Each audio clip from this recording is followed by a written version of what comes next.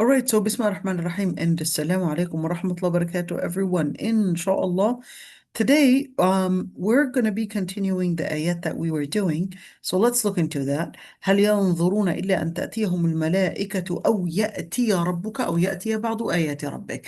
So we did talk about يأتي بعض آيات ربك yesterday, at least this portion of it that you see underlined in blue. And we talked about the different signs of Judgment Day. We talked about some of the major signs. We talked about some of the minor signs, not all. Maybe it would be a good idea. I'm just going to go right here and actually just a really quick thing and say علامات الساعة الصغرى and just kind of go over them so we could see some of them. Let's see. This is a really good website, but I don't like their font, to be honest. Let's see this one. And they do a really good job in listing some things. Let's go over really quick. So number one, let me just give you a better, here we go, this is better. Okay, so the first one is the Prophet ﷺ himself basically becoming a prophet. That's number one. The death of the Prophet ﷺ, the conquering of Bayt al-Maqdis, the uh, of course, the Ta'un Amwas, which basically is what is Ta'un? Ta'un is um it's basically the disease Plague, plague.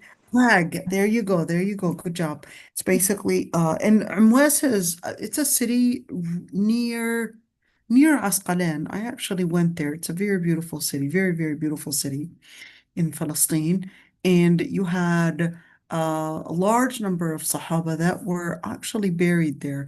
Number five, استفاضة المال والاستغناء عن الصدقة, where money became abundant and people did not qualify for donations anymore.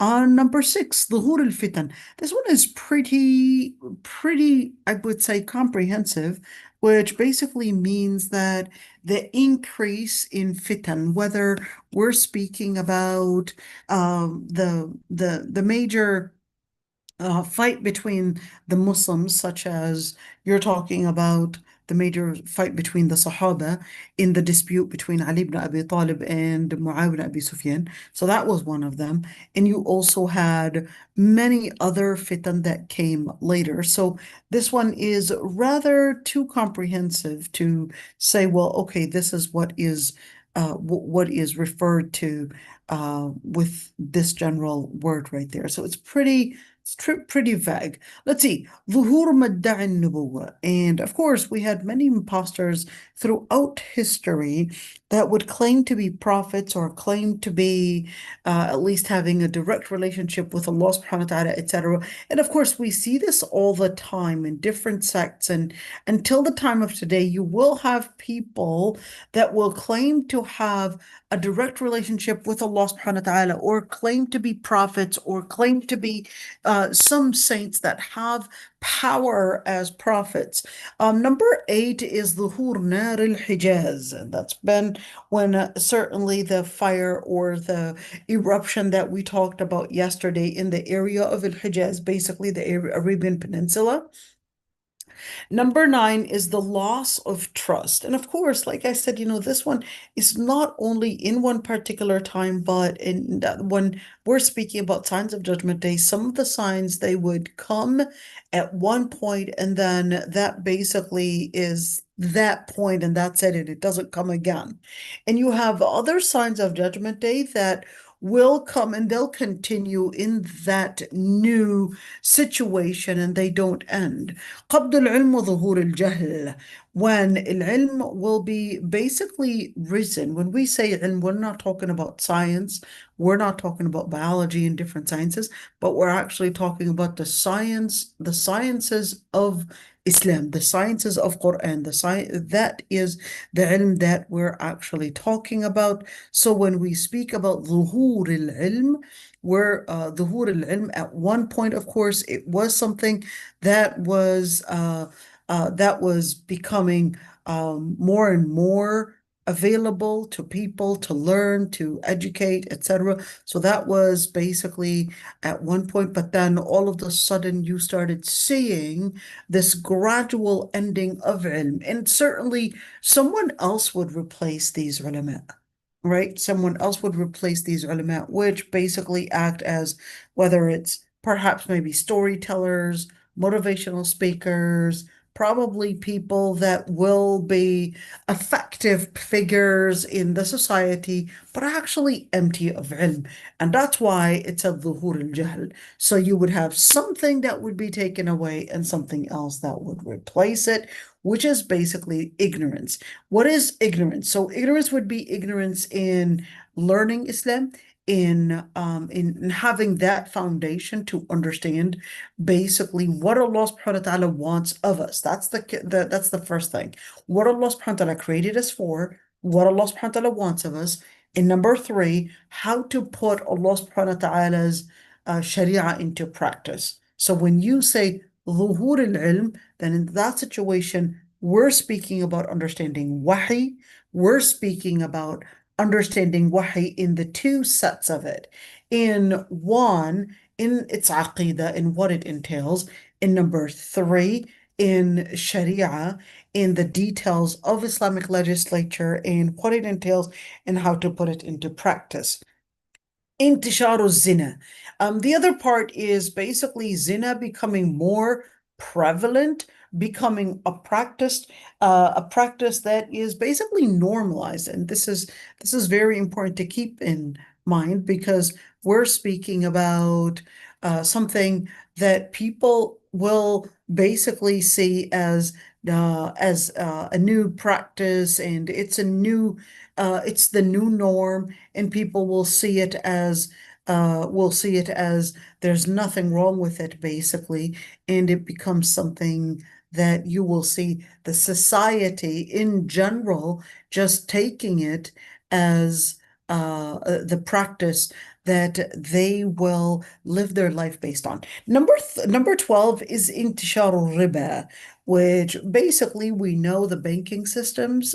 You can't really live right now without dealing with a banking system, whether you wanted to send money from dewiring or whether you wanted to keep your money in a safe place, you will end up needing to use or pay bills or whatever it is. Riba is basically right now a fact of life, and unfortunately, it will be basically what the Prophet ﷺ had basically foretold us, that intisharu riba and interest becoming something that will be predominant and will be something that is an F. It's basically everywhere, and it becomes a new norm that is practiced everywhere. ظهور المعازف. So it's quite interesting when we're speaking about musical instruments. ظهور المعازف in musical instruments, does that talk about musical instruments, just the part about musical instrument, whether we're speaking about a violin, clarinet, or drums, or all these different things, or is this talking about المعازف or musical instruments along with the whole idea of entertainment and what accompanies these types of musical instruments? So we're talking about music, we're talking about songs, we're talking about dancing, we're talking about perhaps nightclubs, we're talking about this type of behavior. Number 14, كثرة شرب الخمر. Drinking alcohol becoming more frequent and more of a habit. And this habit becomes not only done by certain people, but it will become where people will basically practice it more than before, and it becomes something that is pretty common. Number 15, تطاول رعاء الشاء في البنيان. Now, this one's quite very interesting because this didn't happen before except these years. Let's look at this one. What that means is that, it was talking about those that were at one point considered as shepherds they become the ones to build skyscrapers. And we know Burj Khalifa and basically UAE. And here's what's interesting about it is that certainly, this one is definitely speaking about building skyscrapers and building, different buildings that are considered as something that is unprecedented for these particular people and groups of people, which basically used to be their own profession was nothing but uh, but they're basically shepherds. In other words, their life was really very primitive. Then all of a sudden, of course, we know that oil brought the whole change for UAE in particular, and these people that used to be shepherds and used to be basically dependent on zakah coming from Somalia and zakah coming from perhaps the northern or southern certain sides of Africa, east part of Africa, and even India. They were dependent on that zakah, and those donations all of a sudden became the ones to be the billionaires and the ones to actually fund different genocides in different parts of the world. We're talking about Sudan. We're talking about uh, Libya as well. They also helped to support Haftar. We're talking about Palestine as well. They're the ones that even supported Israel. So you're talking about tatawul, which is a very interesting word because the word tatawul can make something longer. In other words, if we're talking about tatawul to mean make skyscrapers, basically longer buildings than before, that's one tatawul. The second tatawul, it could also mean in Lugha Arabiya to exceed the limit. This is very interesting. Exceed the limit. We're not talking about now just exceeding the limit in building skyscrapers, but we're also talking about exceeding the limit, perhaps doing dhulm, and we're speaking about something that is alamat as-sa'a, signs of Judgment Day. Why? I mean, throughout history, we had so many different things happen in history, whether it was a victory or whether it was a defeat or whether it was a massive illness.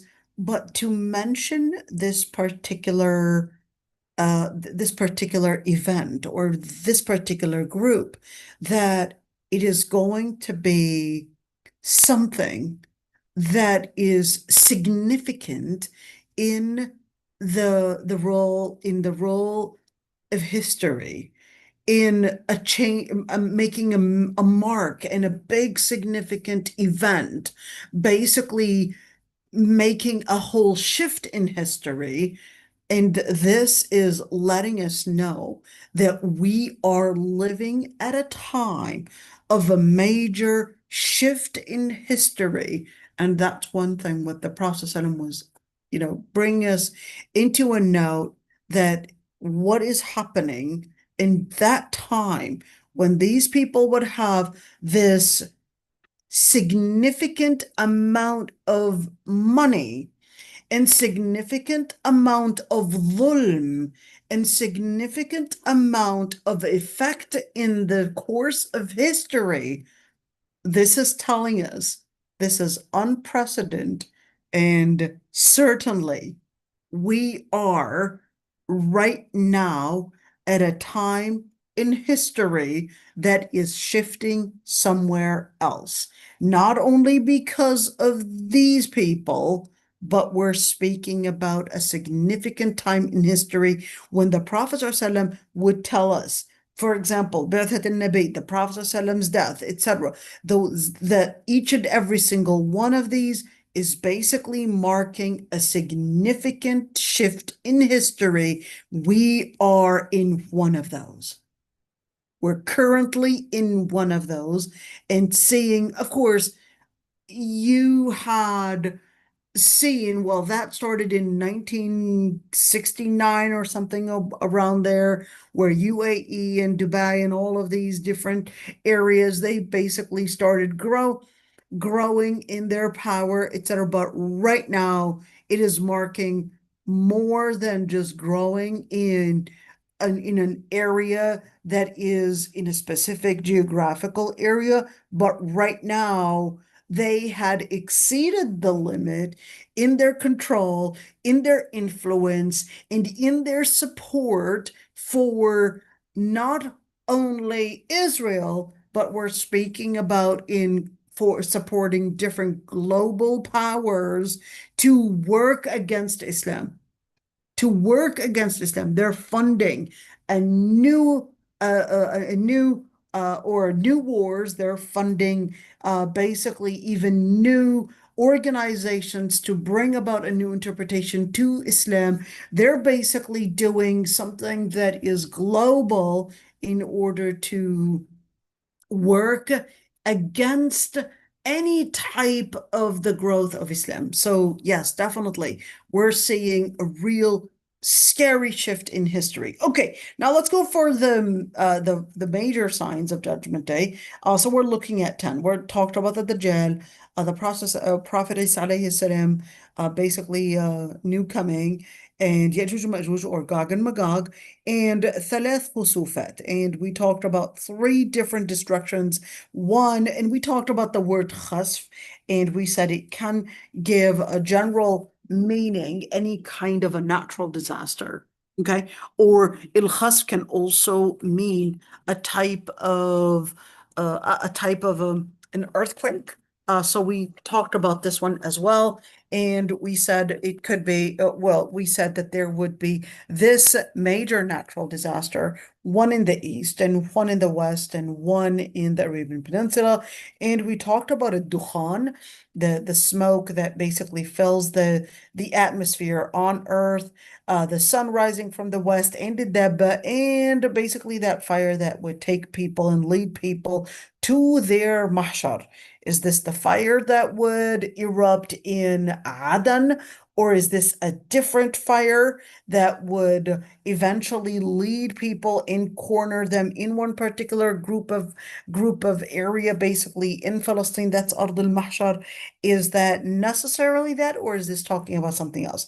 Is this all the people on earth, or is this talking about, no, a certain specific geographical area, Arabian Peninsula, perhaps Yemen, perhaps, those areas? But at the end, we're speaking about a shift in history and letting us know these shifts in history and what that means basically in understanding the chronology of this universe, chronology of also the power of Islam in people's hearts. So this is really important. The power of Islam in people's hearts. Okay, let's continue right there. So we talked about أو يأتي بعض آيات ربك. Now let's continue with this Tafseer al-Qurtubi. Ruwiya. Now I want you to remember the word ruwiya is giving me an indication that that is not necessarily something that is proven, because it is mentioning it as a passive voice. Okay, عن عبد الله بن عباس أنه قال لا يقبل من كافر عمل ولا توبة إذا أسلم حين يراها إلا من كان صغيرا يومئذ، فإنه لو أسلم بعد ذلك قبل منه، ومن كان مؤمنا مذنبا فتاب من الذنب قبل منه. Just up to here. So what does that mean? That Allah subhanahu wa ta'ala would not accept from a kafir any type of a good deed or even a repentance, and if they become Muslim when they would see basically the sun rising from the west, unless they were young, in other words, under the age of puberty. Then if they were to become Muslim, Allah subhanahu wa ta'ala would accept it from them.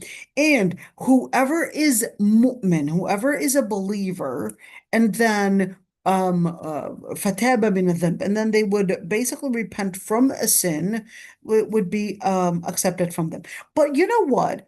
Tafsir al-Qurtubi didn't actually do the best service for this part of this ayah.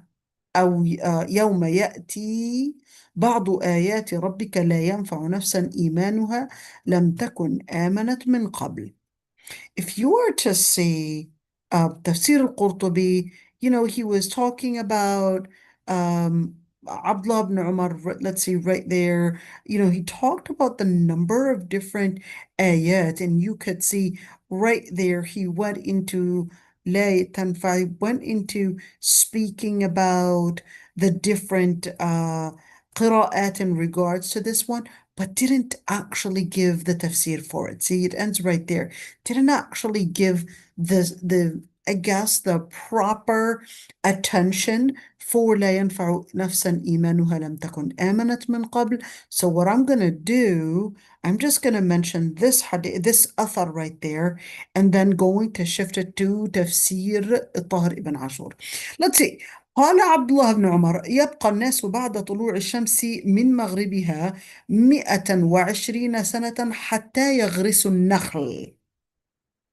That Abdullah ibn Umar said that people will stay after the sun rises from the west for 120 years, and until they would basically crop, or at least, well, basically crop and plant nakhl, basically palm trees.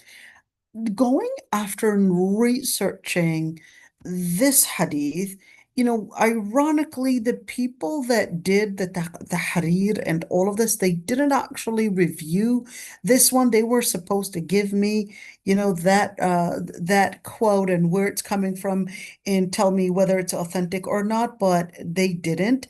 But after research, this is not actually an authentic narration in regards to 120 years, or specifying the duration of how long the sun would be rising from the west.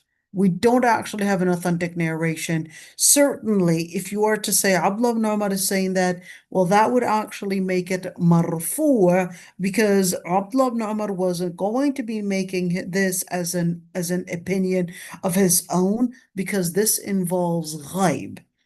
And going through the different evidences, we did not actually have an authentic evidence to be specific in regards to the number of years that the sun would basically be going and rising from the west, and therefore, just to mention that one.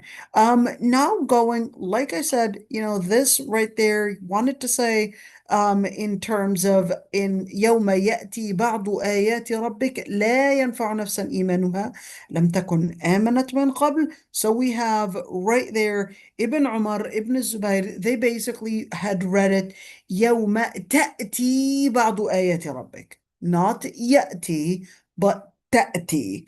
Now, does it make a difference in the meaning? The answer is no, it doesn't make a difference. And just like, for example, he said, well, just like مثل تلتقطه بعض السيارة doesn't make a difference, but in certain accents, and this is one thing, it is that remember that when we're speaking about different qira'at, sometimes the variance in the different qira'at can be a result of a variant in Lugha Arabiya, or in different tribes, basically in how they spoke certain words, and basically had the variant in the grammar, in that basically accent, or in that Lugha Arabiya, and how they spoke it in. So I'm not going to comment much on that one. Ibn Sirin, he basically read it as يوم يأتي بعض آيات ربك and لا تنفع نفسا إيمانها لم تكن آمنت من قبل. And he said that he had read it as لا تنفع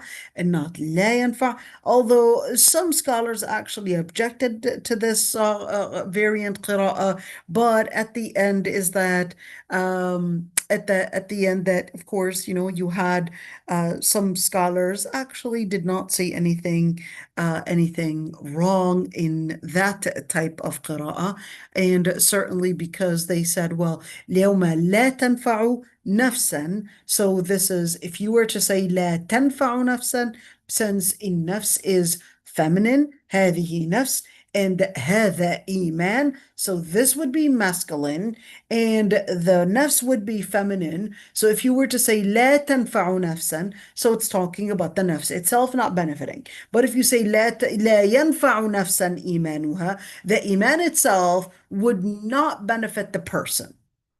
Okay, so the iman itself would not benefit the person unless they had basically believed before. Okay, so that would give me that basically, I guess, I would say an affirmation in the meaning, although, like I said, didn't necessarily go in details. أو كسبت في إيمانها خيرا. That's the part where, it's kind of strange that al-Qurtubi didn't actually say anything about that. You could say this ayah, nothing does the al-Qurtubi actually mention about that. Thought it was fair, since al-Qurtubi didn't actually mention anything, to actually go and see Tahir ibn Ashur and what he has to say about that. Okay, so let's see. Tahir ibn Ashur, he was the one that went in details, not to mean that he was the only one, but let's see what he says. So Tahir ibn Ashur went in details in regards to that tafsir and said, أو كسبت في إيمانها خيرا. He said, well, this is in order to indicate, I'll just write here really quick, I'll just explain it. He said, well, this is in order to say that that a person, what a person would add, what a person might do, that Allah subhanahu wa ta'ala, whatever good that they would invest, it will affect the person, even if the sun were to rise from the other side, meaning from the west, it will become an investment. And this is really important. Whatever good that you do, and if you are consistent with it, even if the sun were to rise from the other side, if you're consistent with a certain good behavior, even if the sun were to rise, your deeds will continue in that specific behavior. So what is the inference here? The inference is, even if you were to do, let's say, certain bad deeds, if you were investing and you were consistent in being basically committed to a certain good behavior, even if you do not reach necessarily the goal, just by putting in that consistency and just by continuing basically this good behavior, that will be something that will benefit that person, and it will continue to give them basically the credit for it, even if the sun were to rise from the other side. This is really beautiful.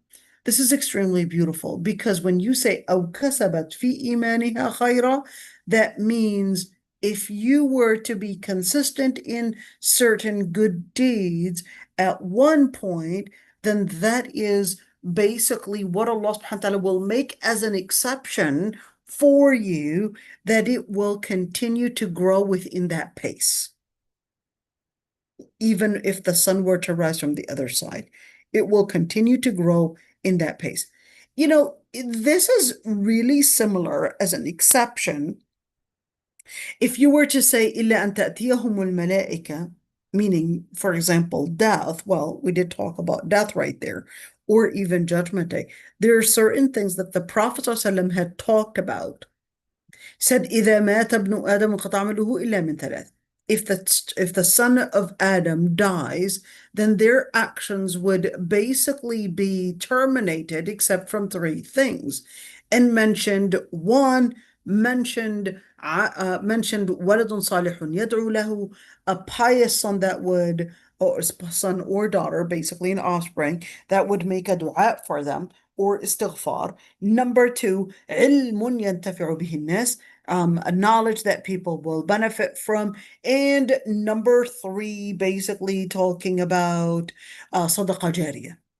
Okay, a sadaqah that is still ongoing.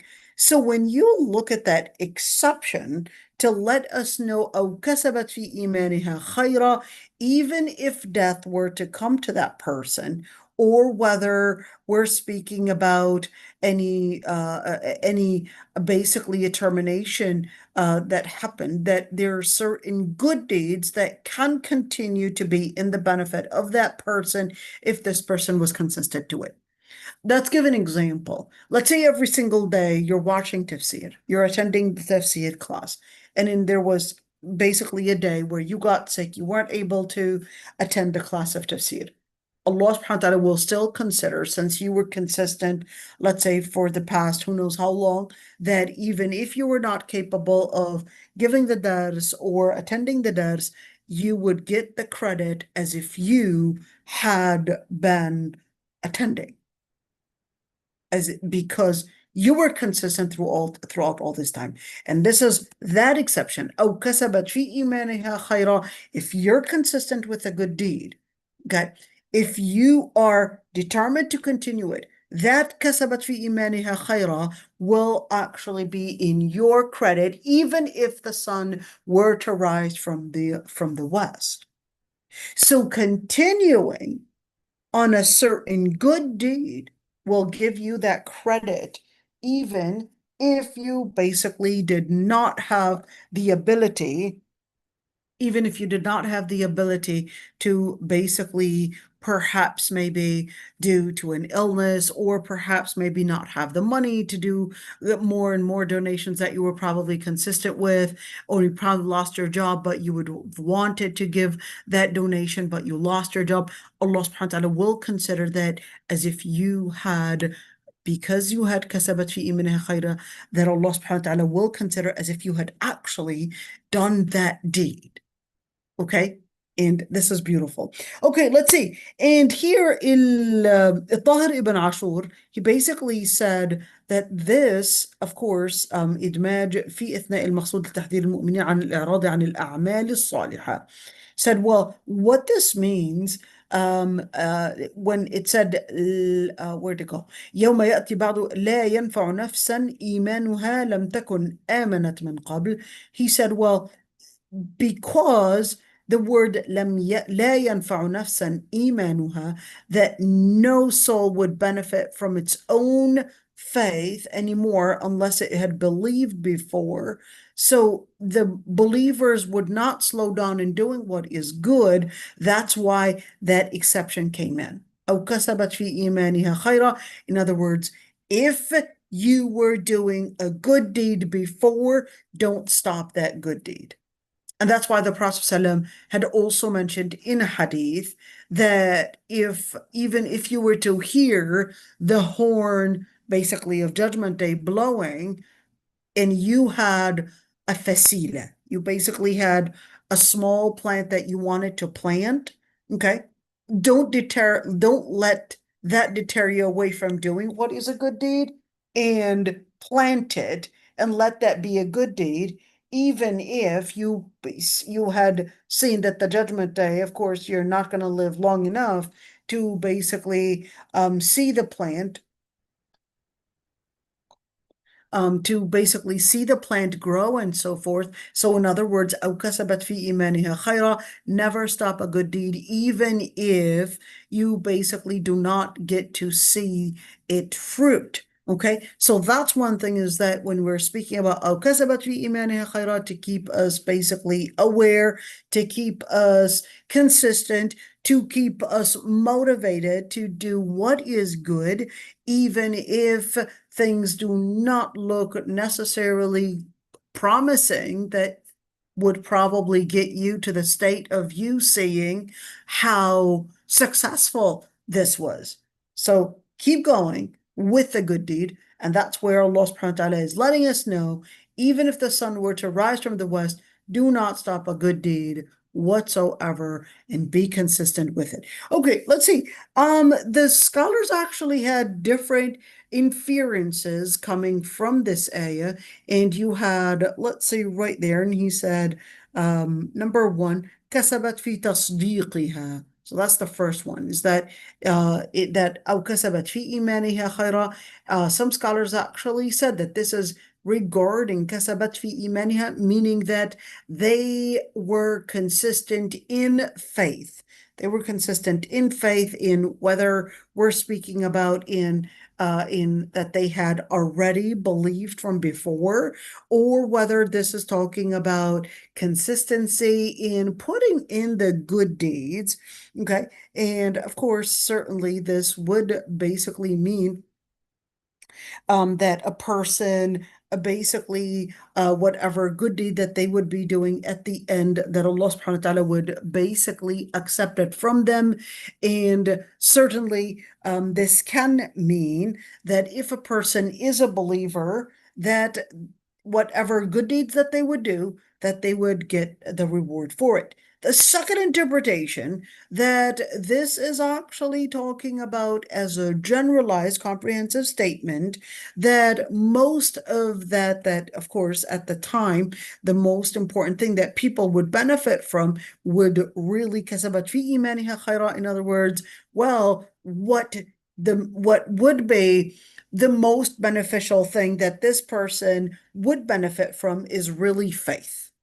So if they had believed before, now that the sun had risen from the other side, the true win is none other but faith. So this one is a little different because you're talking about more of an affirmation to the previous statement in this way. If you say, "Oh, kasabat fi imaniha khayra," in other words, the real benefit, the real prize, that was basically faith. Now, these people, we're gonna, I guess, imagine that we wake up and then the sun basically rises from the west. Wake up, day one, day two, where's sunrise? It's so dark. Where's sunrise? What happened? Uh-oh, something is happening. We're not really sure. And we just don't take much of it. Most of the people don't take much of it. But then, of course, who recognizes that, no, there's something wrong? The people that do tahajjud. They're the ones that would recognize there is something different. Something is happening. They're the ones that would recognize something is happening. The other people won't recognize, they won't make much of it. They'll just live their life, go around and, just live their life normally. They don't take much of it. They're like, just a change in in natural changes, and probably just that, and they won't take much of it. So like, okay, probably just some change. Everything will be back in normal, and everything will go back in the state that it was in. Not the mu'mineen. They will recognize something rather is fishy happening. So when they would wake up, everybody, and then the sun rises from the other side, that's when they recognize something significant just happened, that they were foretold about this before, and now there's nothing that they could do about it. And not even if they were to say, okay, we believed it, we believe what the prophets had said, well, too late. So that's that piece. أو كسبت في إيمانها خيرا. Even if they were to believe right now, there's no benefit. One, according to the first interpretation, كسبت في إيمانها خيرا, those that were actually on faith, those that were doing good deeds, if they were to continue, this will continue. In other words, the good deeds will still go up and the good deeds will still be benefiting them. That's the first interpretation. The second interpretation, that if they were to wake up, the only ones that would see the magnificent benefit of all the faith that they had invested all their time, they will be the ones to really recognize the most that I am so lucky, alhamdulillah, that I was embracing faith and that I was always believing in Allah subhanahu wa ta'ala and always knowing that this was a prophecy to come, and I never denied it. So that was the second interpretation. Let's look at the third interpretation. And the third interpretation would basically mean that anybody that did not believe before or even do any good deed, then in that situation, whether from the disbelievers, so even if we're talking whether from the disbelievers, they won't get the benefit for it, and even from the believers. So if from the believers, if they did not invest, even if this person was Muslim, but they were doing major sins and they were doing these sins and they did not get into, let's say, the path of their amal salih, then this would not be something that they can all of a sudden decide to change and make tawbah at that time. Too late. So that was the third interpretation. So whether from the believers, meaning from the Muslimin, okay, if they were to do a major sin, it's too late for repentance. Okay? Too late for repentance. Or whether it's from the disbelievers, too late for embracing the faith. Too late in either way. Okay? So that was the third interpretation. And of course, you could see أو كسبت في إيمانها خيرا. It actually holds a significant meaning right there, that just putting in with faith, and this is really important. It's not enough to just be a believer, but it's extremely important to also remember آمنوا وعملوا الصالحات. It's not enough to just say I'm Muslim, but you have to put in العمل الصالح. Why? Because العمل الصالح يرفع. العمل الصالح is really what's going to elevate you. العمل الصالح is really what's going to make a significant difference in the levels of your dunya and akhirah. Because if you, العمل الصالح يرفع, العمل الصالح is what's going to be that كسب, that خير. What is الكسب? الكسب means gain. الكسب means gain. Okay? الخير, so كسبت خيرا. They gained good. What good did they gain? So they were investing in good deeds. And then, even if the sun were to rise from the other side, that good deed would still be a valid gain. A valid gain. It wouldn't stop. It wouldn't be terminated. The good will continue to grow. But the wrong thing, the wrong things that they were doing, that will be terminated, at least terminated in terms of your ability to make tawbah from. That's really scary. All right, so now let's go back to Tafseer al-Qurtubi. نسأل الله العفو والعافية. Let's go back to Tafseer al-Qurtubi right there. And قل انتظروا إنا منتظرون. قل انتظروا إنا منتظرون. And of course, say wait and we are waiting. Is this really what it means? No.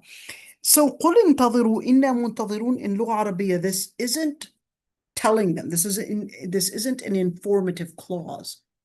قل انتظروا إنا منتظرون. This is actually more of a threat. You know, just like when a mother would tell her child, you just wait and see.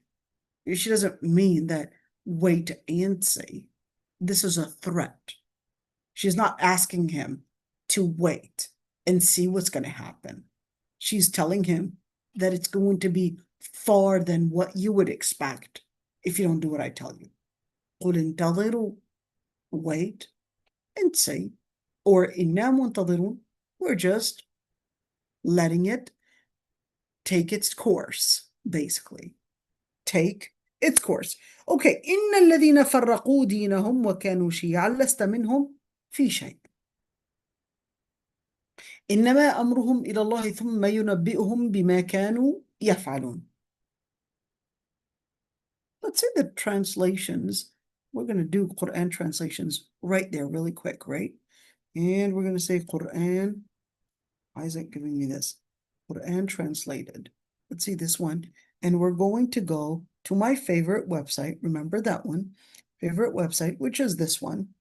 And we're going to go right there. Remember, we can choose Surah Al-An'am right there.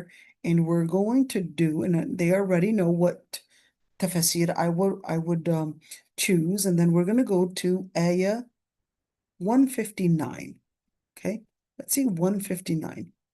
Indeed, you, O Prophet, are not responsible whatsoever for those who have divided their faith and split it into sects.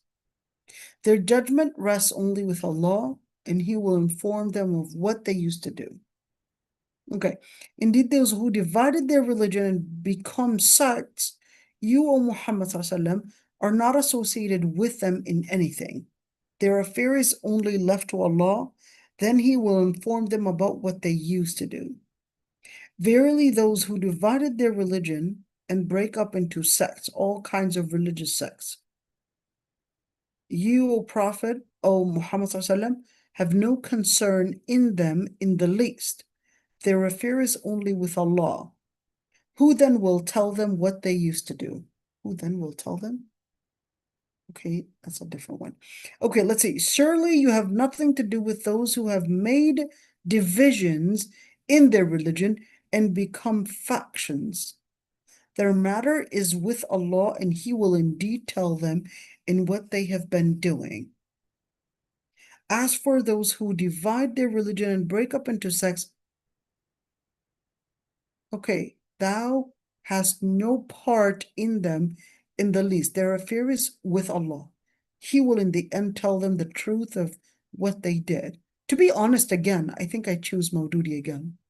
Let's see why. I think last time we chose Maududi as well. Let's see right here. How would we translate this one? Inna alladhina farraqu dinahum. You know what? Let's do somewhat of indeed alladhina, those who farraqu, divide dinahum, their religion, kanu, and become Shia, sects. You are not with them in anything, only their affair to Allah. Okay, so you know, you're going to see when we do Tafsir al-Qurtubi that the translation didn't actually give it the momentum that and the weight that it actually is carrying. Let's see right there. إن الذين فرقوا دينهم, you had different qira'at. This one's quite interesting, to be honest. فرقوا, there were different qira'at for this one. The first one is فارقوا. And remember this, in اللغة العربية, الزيادة في المباني زيادة في المعاني. An increase in the conjugation of the verb is basically an increase in the meaning. Just keep that one in mind. الزيادة في المباني زيادة في المعاني. Any increase. So what is the root? The root is فرق. Let's look at the root because this is extremely important. We're going to put that right there. The root is fa and ra and qa. That's the root. Now, the word فرق, here we go. We already did that part about the shadda, and we talked about the shadda, and we said the different meanings for the shadda. We said it can mean an exaggeration, it can be a gradual, basically a gradual process, it can be in a repetition, it can mean basically also in intensifying something. We gave all these different meanings about that. But the word faraqa basically means something else. So what do we got? We got this additional basically piece, which is that right there that you would see, which is basically right there, faraqa, not farraqa, but faraqa. What's the difference? So you could see in قراءة Hamza and al-Kisai, they had a different قراءة. إن الذين فارقوا دينهم. فارقوا. So what is the difference? What is فارقة? فارقة means that there is one that this person is actually choosing to repel away from something. فرق, this person is basically creating this division, because when you say فرق, That means they were the ones to create a division. They invested in making this division. Okay? Whether they were consistent with it, or whether they were involved in it, or whether they were basically gradually becoming a part of this division. So that would be the meaning of farraqa. But faraqa, they basically decided to leave a certain group. They decide which group? Well, dinahum, their own religion, which is the religion of Islam. So they decided to separate themselves away from the religion, basically from the religion of Prophet Muhammad ﷺ, from the religion of Islam, وَكَانُوا شِيَعًا, and they had become basically into different sects, into different groups, and into different divisions. So that would basically be a descriptive of if we were to talk about فَارَقُوا. Okay, now, فَرَّقُوا دِينَهُمْ, they were the ones to invest in making these divisions, these sects. فَرَّقُوا, they created these divisions. So فَارَقُوا, they separated themselves away from the deen.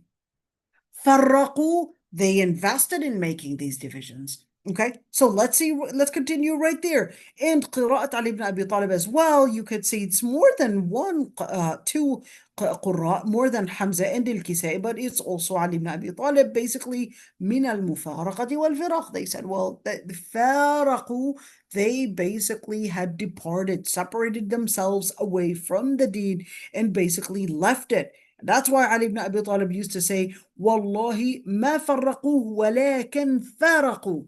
That's why Ali ibn Abi Talib, he would object and he would say, Wallahi, it's not that they had divided the religion is one. He said, the religion is one.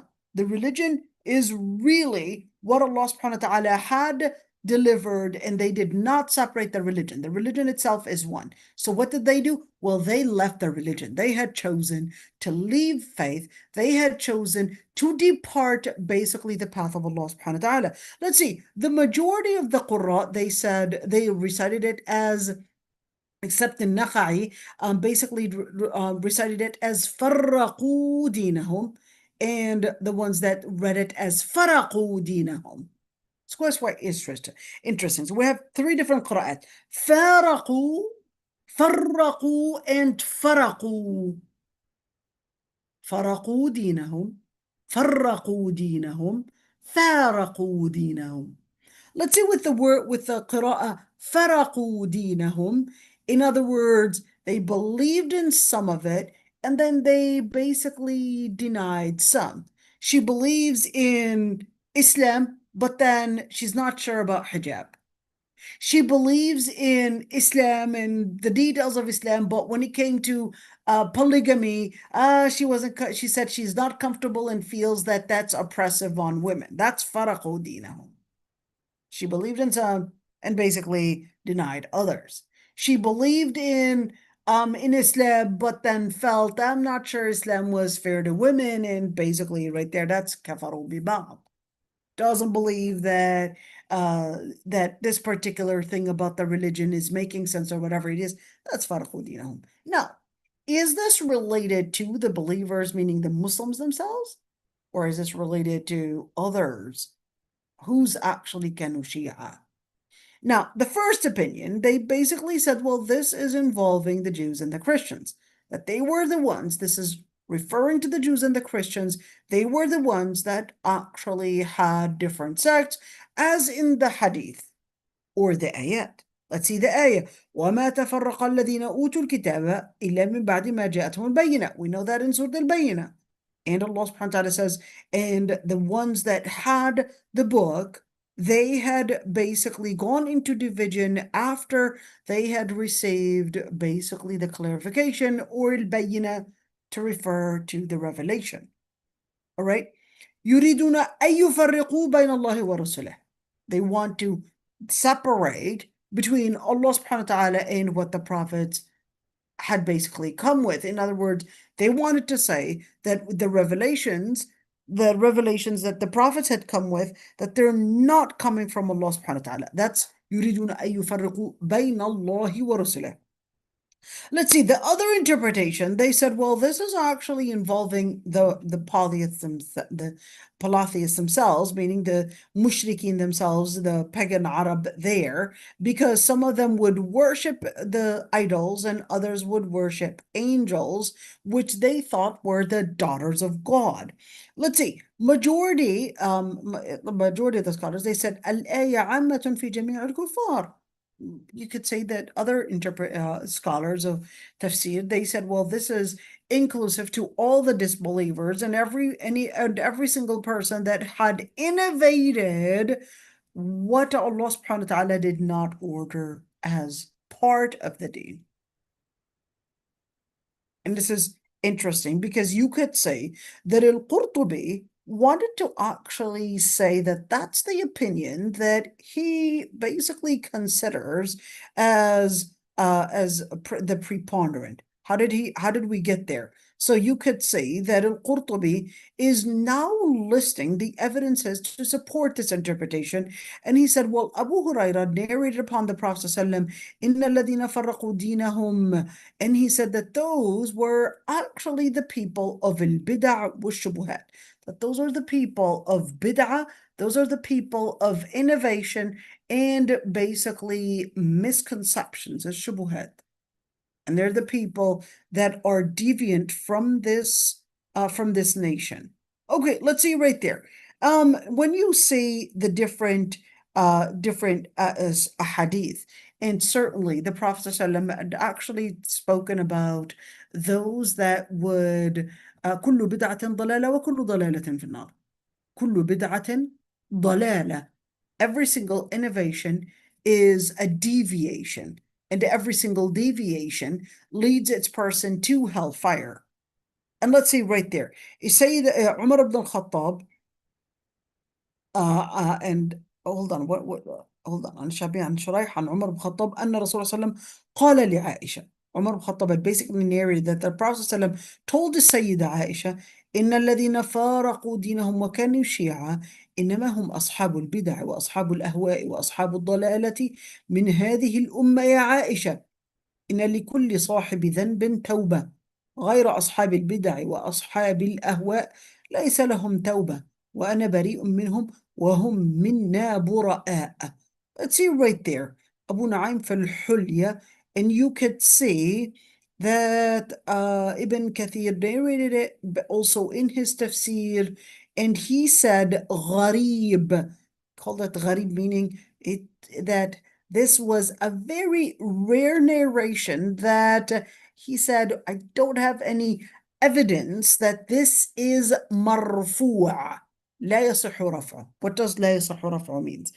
Meaning that it is more likely to be a statement that was mentioned by Sayyidah Aisha, whether that was her interpretation or whether that was her quote, but the quote, meaning tracing back to the Prophet ﷺ, we don't have any evidence that is authentic to prove that it traces back all the way to the Prophet ﷺ. That's what لا يصح رفعه means. That we don't have evidence to prove that this traces back to the Prophet ﷺ, and it is more likely to be the quote and basically a wording of a Sayyidah Aisha or perhaps Umar ibn Khattab, and not necessarily a quote for the Prophet ﷺ himself. Okay, so that's what this right there, لا يصح رفعه, means. Now, when we look at this one, what does it mean anyways? Okay, so the quote basically means that Umar ibn Khattab said that the Prophet ﷺ told the Sayyida Aisha that إِنَّ الَّذِينَ فَارَقُوا دِينَهُمْ وَكَانُوا شِيَعًا, basically this ayah that we're doing, that this is basically referring to the people that are innovators and the people that interpret the religion based on their own whims. Stop right here. أصحاب الأهواء, whether أصحاب الأهواء meaning people that live their life based on their own desires, or people that interpret the religion based on their own desires. based on their own whims, not what the text is saying, but they, for example, hey, influenced by the feminists, for example, and then they would interpret the religion a feminist interpretation, or interpret the religion as secular interpretation or a liberal interpretation, twist the meanings and twist the words so that they would feel comfortable with it and not feel that they were actually wrong. Or they want to twist the religion to mean what they want the religion to say. Or it can أصحاب الأهواء, that they live their life based on their desires. أصحاب الضلالة. What is أصحاب الضلالة? أصحاب الضلالة are basically the people that are deviant themselves. Deviant themselves from who? From the disbelievers? No. This is talking about the people from the Ummah, from the Muslim nation themselves. And the Prophet ﷺ, well, according, of course, we said it's not marfu'a, so we'll just leave it at that, but we'll translate at least what's in front of us. Inna likulli sahibi dhanbin tawbah. Every single person that may commit a sin or may have committed a sin, they would have the opportunity of repenting to Allah subhanahu wa ta'ala, except the ones that had committed innovation or those that would live their life based on their desires. They don't have a tawbah. And I am innocent from them. Innocent from them meaning they don't belong to us. They don't belong to the Muslim community. وَهُمْ مِنَّا بُرَأَ. And they're also away and innocent from us. In other words, they don't belong to the Muslim Ummah. Let's see. روى ليث ibn Abi Sulaym عن طاووس عن أبي هريرة. This is عن طاووس عن أبي هريرة. Abu Hurairah, the Sahabi. Tawus is basically a scholar from Yemen, but originally from Habasha, originally from Ethiopia, that he had said, إِنَّ الَّذِينَ فَارَقُوا دِينَهُم, that the Prophet had read it as the variant recitation that we said before was for Hamza al-Kisai and Ali ibn Abi Talib, that they read it as فَارَقُوا دِينَهُم وَكَانُوا شِيَعًا. So what does كانوا Shia actually mean? So when you say Shia, is this talking about the Shia, like the sect Shia? No, it's not. This is talking about the word Shia actually comes from the root Sha'a. And I want you to look at this one. The root Sha'a actually means to become prevalent, to become, I guess, something that is spread. Okay, something that is spread. That's the word Shia. Okay, but when you say Shia, you're talking about somebody that spread themselves into an area that is not the border of what Allah subhanahu wa ta'ala had considered as this is what defines your identity. Stop right there. To define anything, if I were to say, what is a chair? You would say, well, a chair is basically something that you can sit on. It has a flat surface and basically has 4 different legs to hold it, basically to hold that flat surface up. May have a back to hold the back as well, to give more comfort. May have arms, basically to rest your arms on. Okay, that's what a chair is. And a table is different. Yes, it has a surface. 4 legs, can have 4 legs, but then you don't use it to rest your lower torso on it. It basically is longer flat surface. What separates the chair from the table? What separates the chair from the table is basically the border of the chair. They don't blend together. This has a definition, and that has a definition. This has a border, and that has a border. Same thing. When you speak about people, why are you different? You're different because of your identity. Where's your identity? Your identity is basically in the borders of what you practice, what you believe in, what you practice in behavior, and basically that would mark your identity. It's not enough to just have an identity as a picture of what you appear into, but we're speaking about what you carry in akhlaq, what you carry in principle, what you carry in all of that. That's basically that identity that you carry. That's basically what Allah subhanahu wa ta'ala had wanted us to recognize and what makes you as a mu'min. Allah subhanahu wa ta'ala basically, inna alladhina amanu wa amilu salihat. Amanu, they basically have a certain area or border of what they believe in faith. And amilu salihat, they have a specific area that they would go back basically in terms of reference, in resource to define what is good.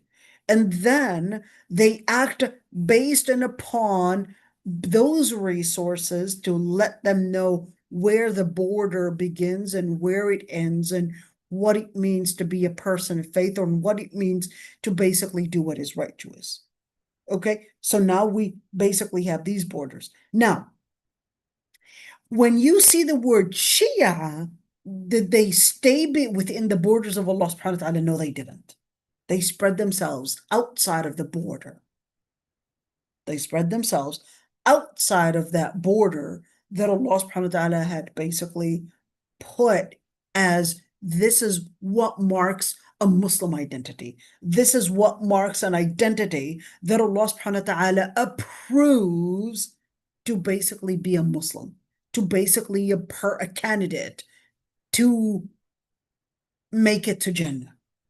So this person spread themselves outside of the border. So they were Shia.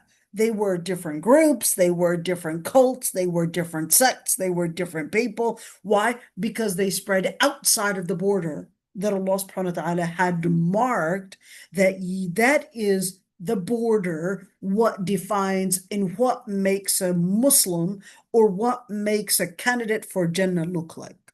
This is the border. They went outside of that border and وَكَانُوا شِيَعًا.